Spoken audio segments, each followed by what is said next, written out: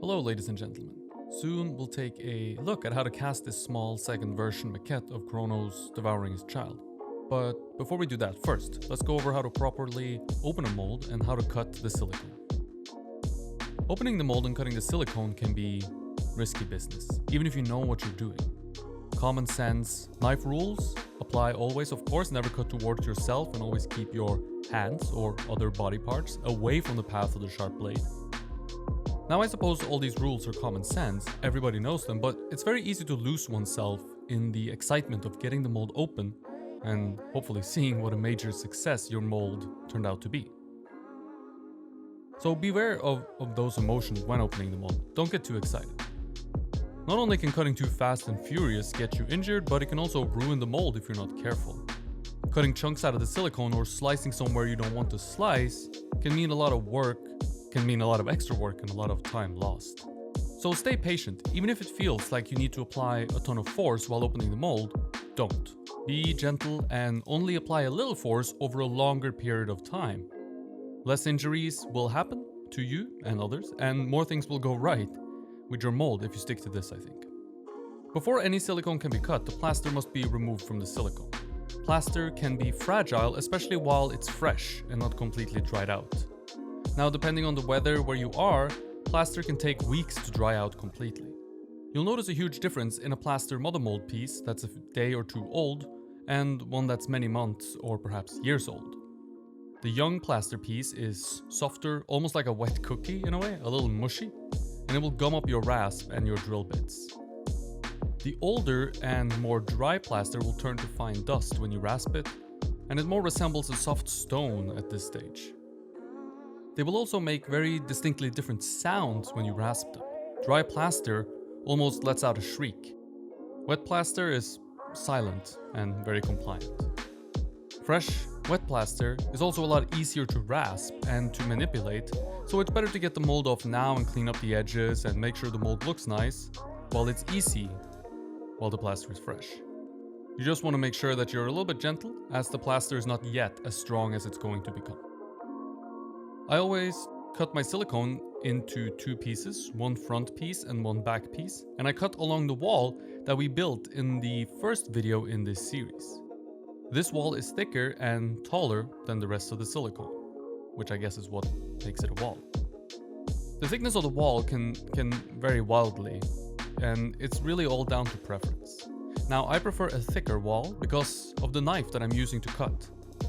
It's called a mold cutter's knife, and it has a very distinct bend close to the tip that will automatically create registration grooves while I cut the silicone. If the wall is too narrow, it becomes very hard to not cut out through the side of the wall because of the bend in the mold cutter knife, making it a little bit wider. It takes up more real estate than a regular knife with a straight blade.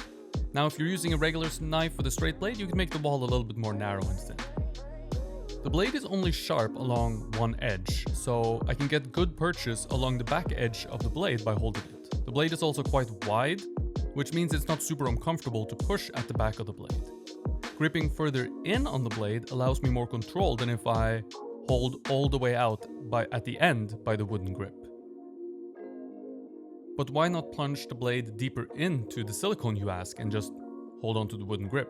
Well, the reason is I want the bend in the blade to not touch the surface of my clay or the outside surface of my silicone either. Ideally, the tip of the mold cutter's knife barely grazes the surface of the clay, and the bend in the blade is then not too close to the surface of the clay and not too close to the surface of the silicone, just kind of perfectly in the middle. Now, of course, this doesn't always go according to plan, but it's not a huge issue. Cutting deeper into the silicone is also problematic because the blade can hit the armature wire inside the sculpture, dulling the blade and making it perform poorly and last for a shorter time. These blades are somewhat hard to come by. You need to buy them at specialty stores, and they are hard to sharpen because of the weird bend, so I want to make sure that they last as long as possible, obviously. To control the depth at which I cut, the trick that I've learned and use is to draw a little Sharpie line on the side of the blade, which guides me as far as the depth goes. If the Sharpie mark is in line with the surface of the wall, then I'm good. And if it plunges below it, I make sure I try to work the blade a little bit further out. This step with the mold cutter knife is done in order to make sure the front half and the back half of the silicone fits back together perfectly every time without any room for wiggle. If you just use a regular knife, you get two flat pieces of silicone and they can be aligned correctly, but it's much harder as there's nothing to guide you and you need to kind of do it manually and by looking, which is harder than just having a groove and it fits together perfectly every time.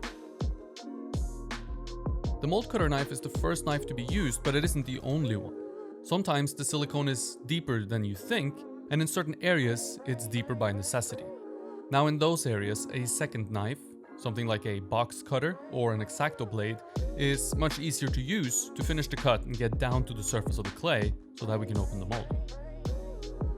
Prying the silicone open a little bit by sticking your fingers in and opening it up can help make the cutting go a lot easier.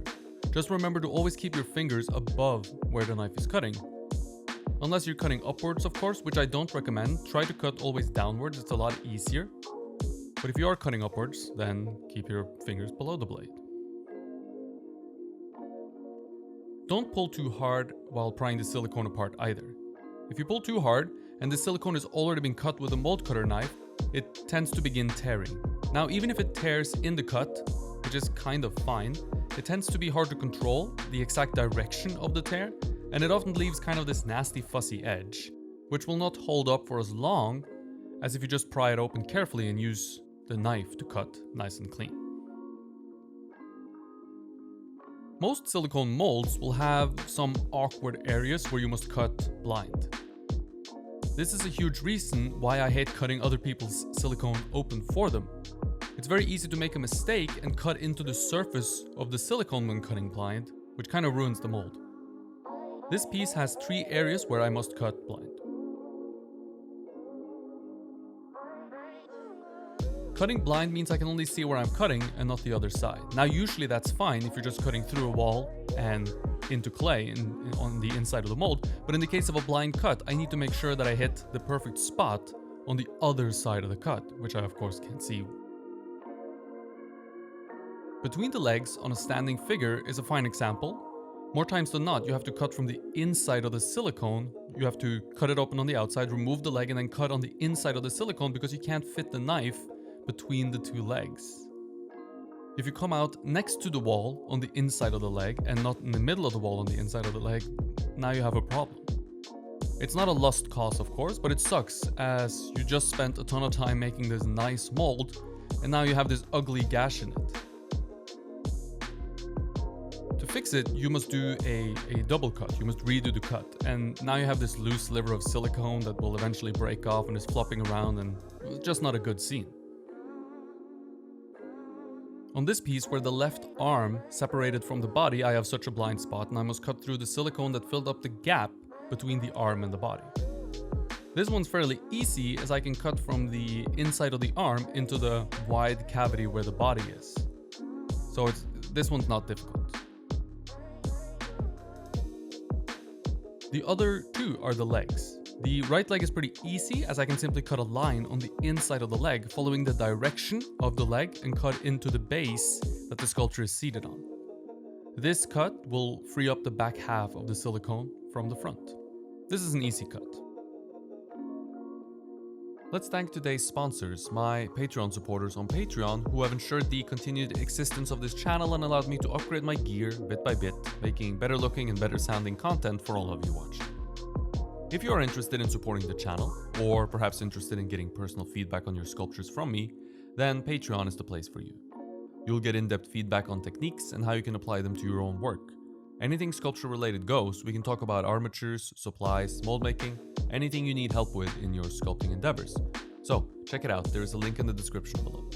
And again, thank you so much to those of you who have given generously and supported me. It really means the world.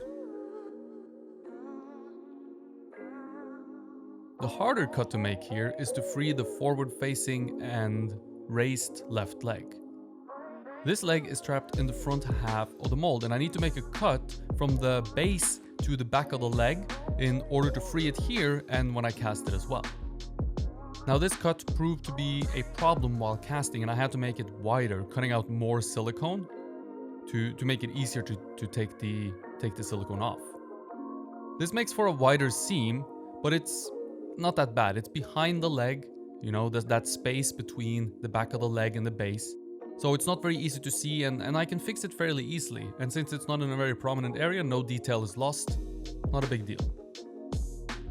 This brings me to why I hate cutting people's molds open. I knew what the hard cuts were going to be here, and I made sure that there was a little extra thickness of silicone in those areas, which gives me more room for errors, making it less likely that I'll cut completely astray out the side of the mold, making nasty gashes and ruining my mold. Doing some of these cuts when the silicone wall is thin and there's no room for error is absolutely no fun, and you're very likely to have the knife come out the side. All of this is thought out in advance, so I know how to accomplish these things, and there's a plan in place in order to accomplish them. That plan also takes into consideration the fact that the mold must be cast in as well, and I want that to be a decent experience. Although unforeseen things can come to light when you try to cast in your mold, and that's when you need to take note. Whatever didn't work when trying to cast, whatever didn't work optimally while trying to cast, you need to adjust and keep in mind for the next mold that you make. Now, a couple of such things happened here, but we'll talk about those and take a look at those in the casting episode. I hope you enjoyed the video, and if you did and want to learn sculpture from me or just support the channel, check out my Patreon page. I give feedback and critiques on people's work, and we talk about whatever you need help with in your sculpting endeavors. And right now there is exclusive sculpting content on my Patreon page. The first series we have embarked on is the Beginner's Guide to Figure Sculpture. I'm super excited to be creating exclusive content for Patreon, and I hope you will be too, and we'll take a look. The link to my Patreon page is in the description below. Thank you for watching, and stay tuned for a new video next Thursday. Hit the subscribe button and the bell to be notified whenever a new video comes out. If you enjoyed the video, click the like button and share it with your friends and family. It really helps me out a lot. Thank you for watching, stay creative, and I hope to see you in the next one.